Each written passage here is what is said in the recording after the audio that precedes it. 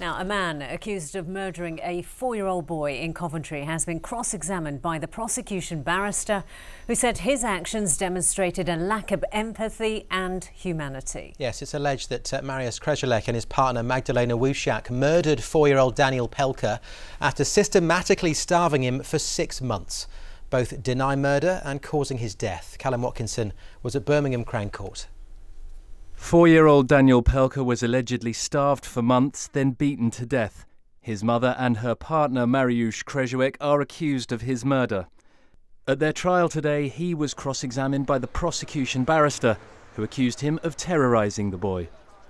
"And the more you terrorised him," said Jonas Hankin QC, "the more frightened he became, the less responsive he became, and by February 2012 he would wet himself, even if he was dressed by a grown man. Wouldn't he?" "Not true," was the reply.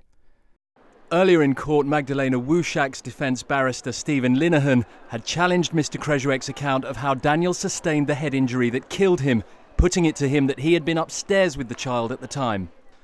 At one point he said, "You were shouting at Daniel that he had wet himself. You took Daniel into the bathroom and you hit him on his head, knocking him to the floor. You grabbed hold of his clothing and pulled him into the box room, and then you punched him on the side of his head, and that knocked him onto the mattress."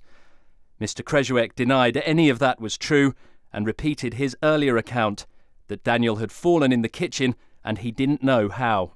Jonas Hankin showed Mariusz Krezolek scans of Daniel Pelka's body taken shortly after he died. "How can you look at that image without remorse?" he asked him. "I can't," was the reply. "Where are those tears now, looking at that wretched body?" "I'm sorry," Mr Krezolek said. "I'm truly sorry." "You cry for yourself, Mr Krezolek," the barrister told him, "not for Daniel." Showing this image of Daniel to Mariusz Krezolek, Mr Hankin said it was the daily cruelty of depriving Daniel of food that turned him from the chubby-faced little boy that we see into the skeletal figure on those scans. "You did that to him, didn't you?" "No," Mr Krezolek replied. The trial at Birmingham Crown Court continues.